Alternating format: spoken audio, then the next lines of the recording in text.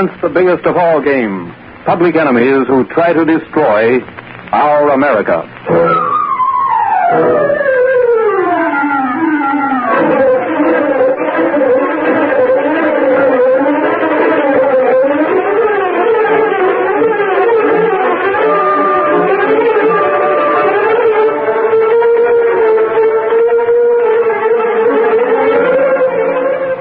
With his faithful valet Cato, Britt Reed, daring young publisher, matches wits with the underworld, risking his life that criminals and racketeers within the law may feel its weight by the sting of the Green Hornet.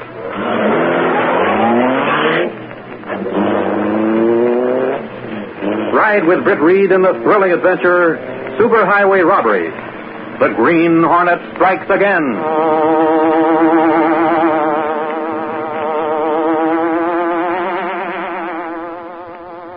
Arnold Merrick, City Highway Commissioner, flushed with suppressed anger as he read the newspaper editorial which Jim Pierce, his confidential secretary, had placed before him. Merrick snapped on the dictaphone and spoke. Miss Newton. Miss Newton. Yes, Mr. Merrick. Have Higgins come to my office right away. Yes. So the Daily Sentinel's asking for an investigation of the Highway Commission, huh? I knew it would come sooner or later, the way that new superhighway is cracking up. Higgins was the inspector in charge of that job, and he's responsible. What is it? Mr. Merrick, some reporters are here to see. Send them away. I won't see them. Yes, sir. Reporters. Now the other papers are taking it up. Maybe you should have seen them for a minute, Mr. Merrick. Good idea to keep them in mind. I know what I'm doing. Just as you say. Get Moran on the phone at the construction company. Sure, right away. All the confounded idiotic messes to get me in 2 months after that highway opened. I hope he's there. I want to tell him plenty. Mr. Moran, please. Oh, Moran, this is Pierce. Mr. Merrick's calling. Here you are, Mr. Merrick. Hello, Brand. Have you seen the Daily Sentinel this afternoon? You haven't, eh? Well, they're yelling for an investigation because of the condition of the new superhighway. That's right. Confound it, you told me that. What's that? Well, that's what I intend to do, but he may... Yeah. Well, I'll get in touch with you again. Goodbye. I'll bet that gave Moran a good jolt. Somebody's going to get a jolt. You can bet on that. You sent for me, Mr. Merrick? Yes, I did, Higgins. You were the inspector in charge of the superhighway project, weren't you? Yes, of course, sir. Did you admit your responsibility for the quality of the materials that went into its construction? Mr. Merrick, I submitted weekly reports on that job. I even called your attention. I have your reports right here in my files, Higgins. The Daily Sentinel is calling for an investigation, and it's bound to come. Do you realize the situation it puts me in? Do you? But, Mr. Merrick, Don't after all... stand there fumbling for excuses. When the investigation does come, your reports will be turned over to the prosecuting attorney's office. I'd expect that, sir. And I'm sure that everything... Newspapers are demanding immediate action, and they'll get it, starting right here in this office. Higgins, as of right now, consider yourself suspended until this matter's been settled. Now, wait a minute, Mr. Merrick. You can't... can't I? I can and I will.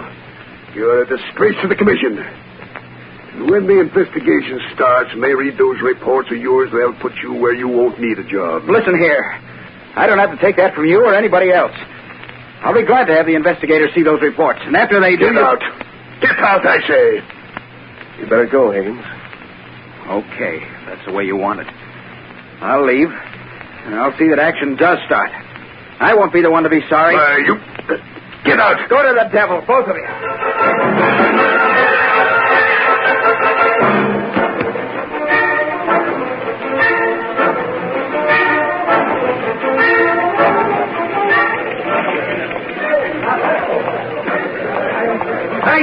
You're just the guy I want to see. Mike Axton, it's about time you showed up.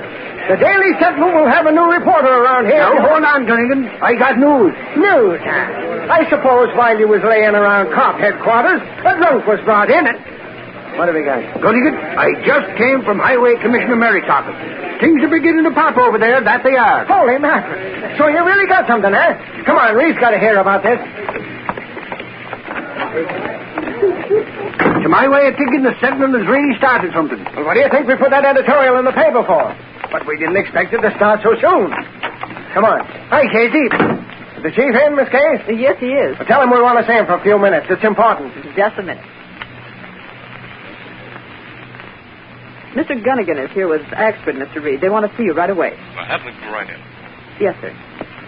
Mr. Reed said... We can hear, Casey. Okay. So you can hear. Well, listen to that now. Ain't she the fresh one, Gunnigan? If I was Casey, I'd bat your ears back, Axford. Oh, say. Maybe I'll try that someday. Oh, no, see here. I was Come on, just Axford, trying. the chief is waiting. Come on in, Gunnigan. Hiya, Chief. Hi, Reed. Sit down. What's on your mind? Axford just came back from Merrick's office. I thought you'd want to hear. Get anything extra? That I did, Reed. Well, let's have it. And make it short. Well, no, 'twas like this. Me and a couple of other reporters were waiting to see Merrick and ask him what he thought of that editorial. Go on. While we were waiting in the outer office, we heard him yell through the dictaphone for the girl to tell Higgins to come to his office. Who's Higgins? A road inspector, isn't he, Axford? Yeah, the one who had charge of the new highway job. Well, we told the girl we wanted to see Merrick. When she told him, he said for us to leave. So we went out, but waited in the hallway. Well, then what? We saw Higgins go in, then he came out, mumbling to himself and looking mad as a hatter. Did you talk to Higgins? Sure. He said Merrick had suspended him from his job. Merrick believes in quick action, eh? Oh, that he does, Reed. It didn't take him long to make What up else his did mind. Higgins have to say? Believe me, Reed, he was plenty mad. Oh, you told us that before. What else did he say? Oh, well, he said he wasn't to blame for anything, and that his reports would clear him, and that's all he said. Let's see. Gunnigan, get the story set up for the next edition. Okay, Chief. And Axford, go to Higgins' home and see if you can get anything further. Maybe he's calmed down by now. Sure, I'll go right over. And Gunnigan, Yes, Chief. assign somebody to the prosecutor's office so we'll know if and when they decide to start the investigation. Right away. There's millions tied up in that superhighway job. And if it's been a case of graft, we'll stay behind that investigation until we bust the thing wide open. Now get busy. Right.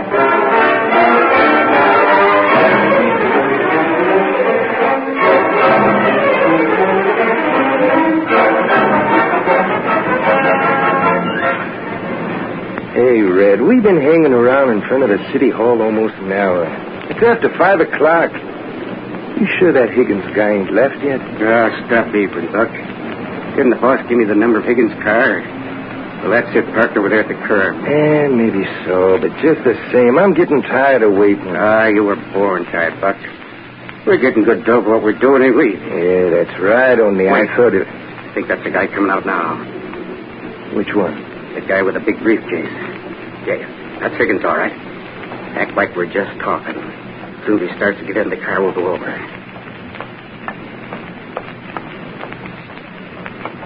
Come on. Just a minute, Higgins. What do you want? Tell him, Red. Shut up, Buck. Drive in the back. Okay. Hey, hold on. What are you getting in my car for? We're just going to ride along with you, that's all. Oh, no, you're not. I'm... Shut up and get him behind the wheel, Bud. Gun. What's the announce, Buck? Get in. You can't get away with this. Come on, Red. Don't worry. I'm getting in. Now, see here. You think I'm going We're going to drive where we tell you to, see? And don't forget this gun will go off if you try anything funny. Now, get moving.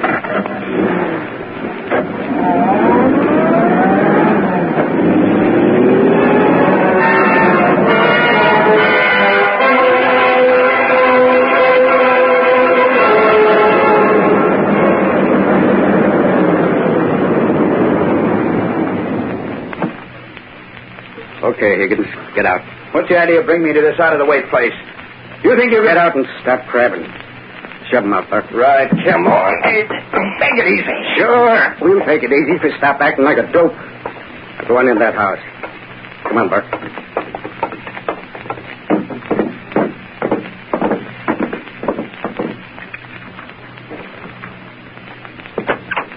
Go on in. Look, you. I heard him. Go on. Close the door, Buck. Yeah. Right through that open door. Just stay in that room, Higgins. Should I close this door too, Red? Yeah. Now that we're here, what's the idea? Maybe we want a cut out of all that graft you got on that highway deal. Yeah.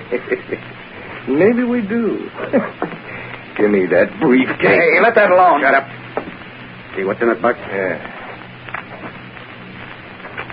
It looks like copies of reports on that highway job. Just what we want. Okay, Buck, we'll get busy and tie this dope up till we find out just what's going to happen to him. Come on. Give me a hand. Hey, let me go. Hold on to him, Red. I'll tie him in the knot that'll let him know we really mean business. Let go. Oh, that's dope. Oh. still don't know what it's all about.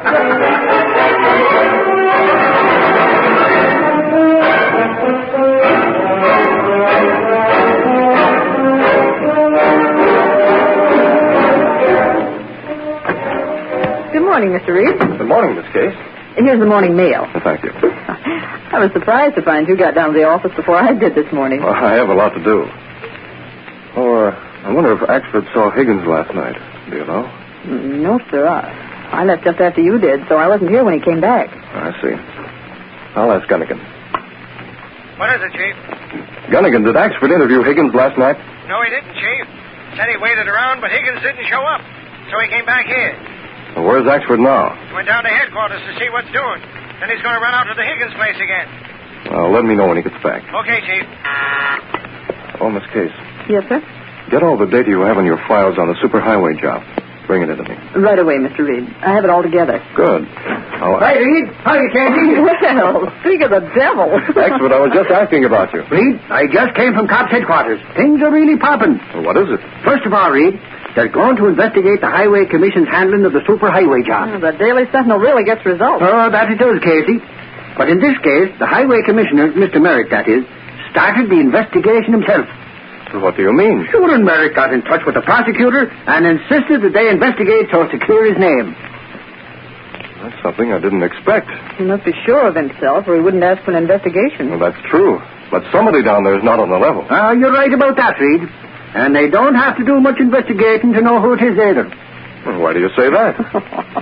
The great Axford knows all the answers. Oh, laugh if you like, Casey. But I do know the answer to that one. Well, speak up, Axford. What have you found out? Reed, others on the outside have mixed up in it, of course. But the guy who's been crooked down at the Highway Commission is that road inspector I was trying to see last night, Higgins. Higgins? How do you know? Because Sarge says Higgins' wife phoned headquarters this morning and reported that Higgins has disappeared. Higgins disappeared. Have they got the story for rewrite? Sure. I gave it to the rewrite desk, all right. Believe me, Reed, the Sentinel can take the credit for breaking that case open. Higgins beating it off like that shows he's guilty. Well, his guilt still has to be proved, Axford. Get me that data from your files in this case. Yes, sir. Axford? Huh? See if you can get to Merrick this morning. Also, keep in touch with headquarters. Okay, Reed. And don't jump to conclusions.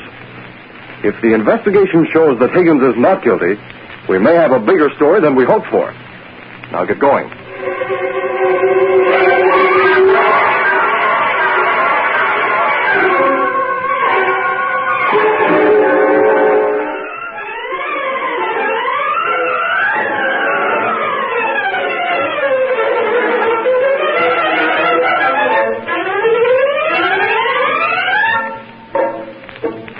Now back to our story. Late that afternoon, the young publisher of the Sentinel received an inter-office call from the city editor. What is it, Gunnigan? Say, Chief, Larry just got back with a report from the prosecutor's office. It's hot stuff. What, for instance? The Highway Commissioner sent over all the reports turned in by the road inspector. That guy that disappeared, you know. Well, what did they show? He okayed every mile of that job. Yet some expert they sent out to look at the highway this morning reported that the cracking and crumbling definitely showed a mixture of too much sand and not near enough cement. That's where the graft came in.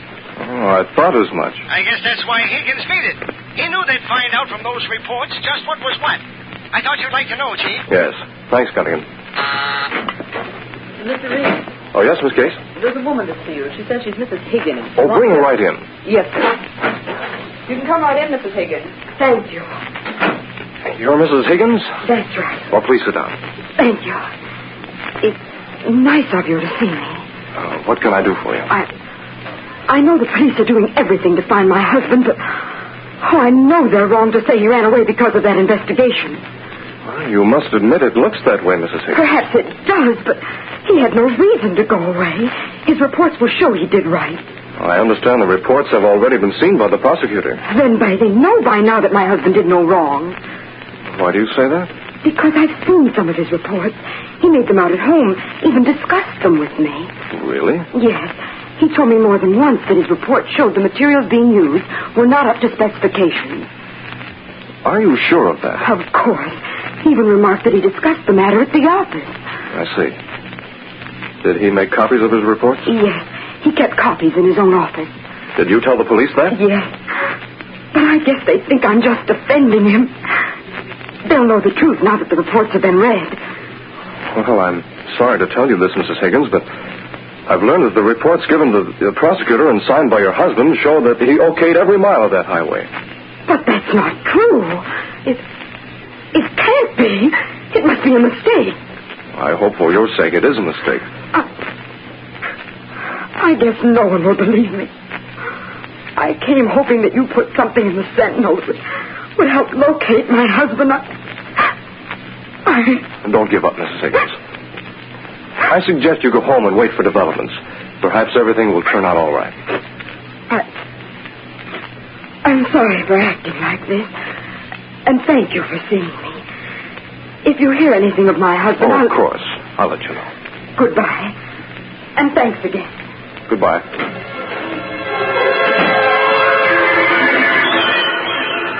It was dusk when Britt Reed went to his apartment where Cato, his faithful Filipino valet and the only person knowing his identity as the Green Hornet, was waiting.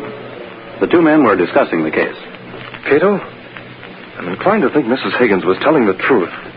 But the police are convinced that Higgins is definitely guilty. Well, they think he fixed up graft deal with Moran Construction Company and falsified reports? Moran had several subcontractors on that job. The deal could have been with any one of them. If Higgins not dishonest, well, then who you think? Well, guessing won't help. It's proof that's needed. Perhaps Green Hornet find way to get proof. It's worth trying, Cato. Let's go. Stepping through a secret panel in the rear of a closet in the bedroom, Britt Reed and Cato went along a narrow passageway built within the walls of the apartment itself. This passage led to an adjoining building which fronted on a dark side street. Though supposedly abandoned, this building served as the hiding place for the sleek, superpowered Black Beauty, streamlined car of the Green Hornet.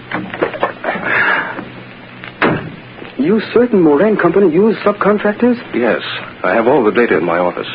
There's the Ace Cement Company, the Great Sand and Gravel Company, and others. But there are many who have chance to deal with crooked person connected with highway office, then. That's right. Moran could be entirely in the clear. We'd better get going. Britt Reed pressed a button. The great car roared into life. The section of the wall in front raised automatically, then closed as the gleaming Black Beauty sped into the darkness.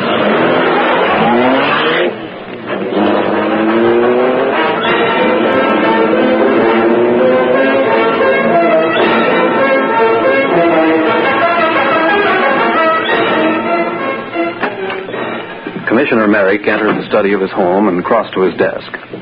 As he sat down and reached for some papers before him, he failed to notice the sinister figure that slid like a shadow from behind the heavy window drapes and moved silently toward him. Suddenly, the commissioner looked up. Great Scott, Keep your voice down, Merrick. You and I are going to have a talk. You're the Green Hornet. Well, why? Have I come here? I just told you to talk. Or rather, to hear you talk. I don't talk to crooks. Neither do I, but in your case, I'll make an exception. We'll discuss, superhighway robbery. Well, for the... Are you accusing me of... You got to the point quickly, Merrick. This is preposterous. I'll phone the police. Wait. I wouldn't touch that phone if I were you. Put down that gun. You're not yelling at your office force now, Merrick. I'm telling you what to do. Or perhaps we can come to certain terms about that superhighway deal. So that's it, then? That's it. Listen, Merrick. I happen to know Road Inspector Higgins' wife has copies of the original reports on that highway. I don't care who has copies. I've turned the original reports over to the prosecutor's office. They'll decide what's to be done. So if Higgins sent you here... You know Higgins didn't send me. I don't know anything of the kind. Higgins is on the spot. He deserves what he gets when they catch him. Maybe you'll see to it that he's never caught. Why, you... Take it easy, Merrick. I'm willing to work along with you if you see things my way. Just what is your proposition? For $10,000, I'll get those copies from Mrs. Higgins' place tonight and bring them here to you.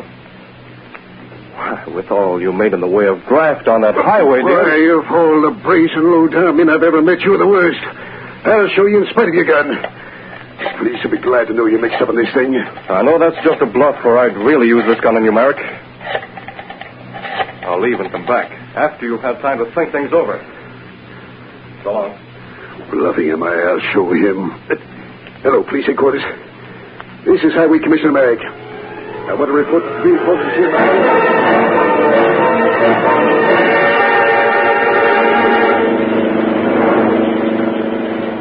convinced Merrick not guilty once, Mr. Britt? No, Cato. He could be bluffing. Why you leave then without forcing him to admit if he's guilty? Merrick's not the type to be forced into admitting anything, Cato. Moreover, a confession forced from someone by the Green Hornet wouldn't stand up with the police. A visit to Merrick not bring much results. Well, that remains to be seen. In fact, I'm sure that Merrick's passing the word along to the others about my visit. He should be making several phone calls right about now. Hello? Yes, this is Moran. Oh, it's you, Commissioner Merrick. What's up? What? The Green Hornet, you say? He said what? I see. Did you notify the police that the Hornet paid you a visit? Hello? This is Pierce speaking. Commissioner Merrick? Yes, sir. What? Well, he did. I see. What did he want? Who has copies of the reports? Oh, Higgins' wife. What did you... Of course, sir. You did right. There was nothing else you could do.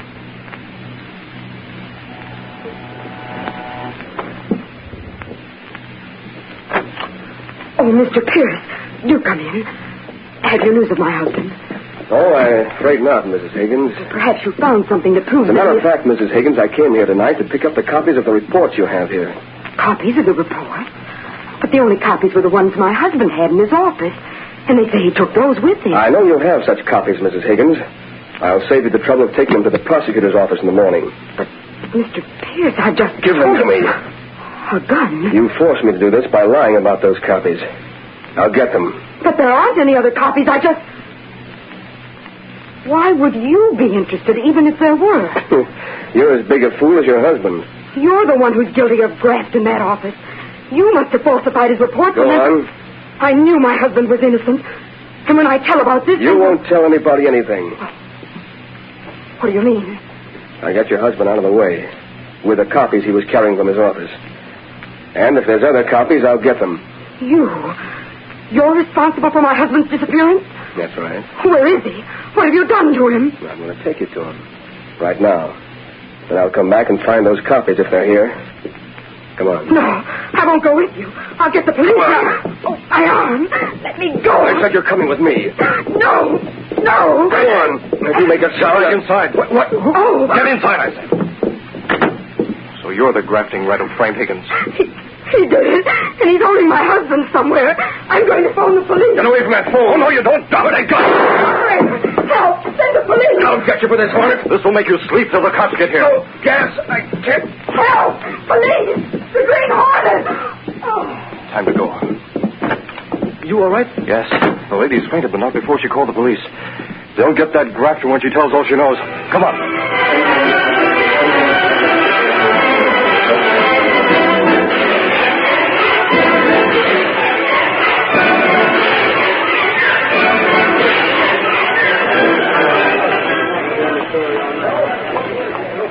Where's Reed? Maybe up in his office with his feet on his desk, or maybe in a nightclub or home sleeping. What do you care? Ain't I got enough to worry about? Calm down, will you? I got a scoop, and I thought Reed would be... A scoop? Well, what are you standing there for? What am I here for? Why don't you... What is it, Action? Pierce confessed that he's the guy who got the graft in the highway office. He had Higgins picked up, and Sarge and the boys found him in an old house on the outskirts of town, safe and sound. Pierce made a deal with the cement company and fixed all Higgins' reports so he'd get the blame. Holy smoke! The Hornet double-crossed Pierce over at Mrs. Higgins, and she got to the phone while they were struggling for a gun. Sure, but what about the Hornet? If they got him, we've got the Hornet? Strange you should ask about him, Gunnigan. I was just about to tell you. What? It's off the record, Gunnigan. Yeah? Tell me. He got away.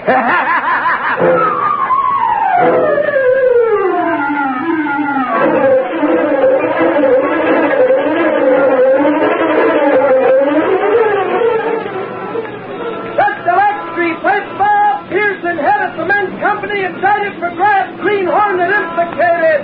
Read all about it. Green Hornet still at large. That's the Street paper.